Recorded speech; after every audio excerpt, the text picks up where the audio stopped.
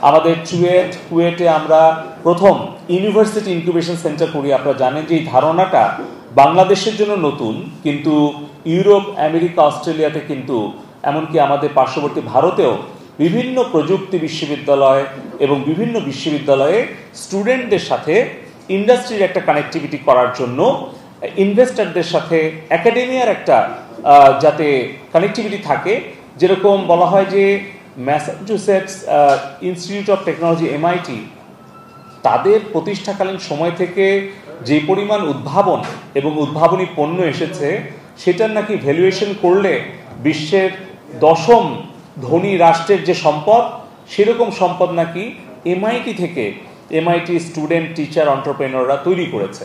তো আমরাও ওই ধারণা থেকেই আমরা মাননীয় ICT উপদেষ্টা মহোদয়ের নির্দেশনা ক্রমে আমরা কুয়েট এবং চুয়েটে দুটি ইনকিউবেশন সেন্টার করি।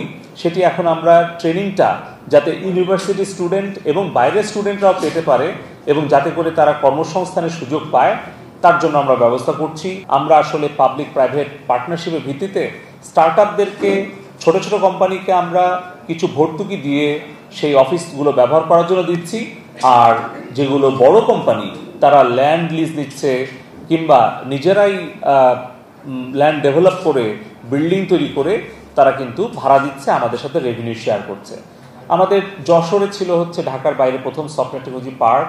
17 সালের 10ই ডিসেম্বর মাননীয় প্রধানমন্ত্রী সেটি উদ্বোধন করেন এবং সেটাও কিন্তু প্রপার্টি ম্যানেজমেন্ট কোম্পানিকে আমরা ভাড়া দিয়েছি, যাতে আমাদের সম্পদের সুষ্ঠু ব্যবহার করা সম্ভব হয়, যাতে করে আমাদের সেখান থেকে যাতে আমাদের ওই ডরমেটরি কিংবা এমটি যেটা মাল্টি টেনেন্ট বিল্ডিং আছে MTB, এবং যেটা MP theatre, restaurant, convention hall, meeting place, এগুলো যাতে অকেজো পড়ে থেকে সরকারের সম্পদ বিনষ্ট না হয়, সেই কারণেই কিন্তু আমরা সেখানে পাবলিক প্রাইভেট পার্টনারশিপের ভিত্তিতে আমরা PMC নিয়োগ দিয়েছি।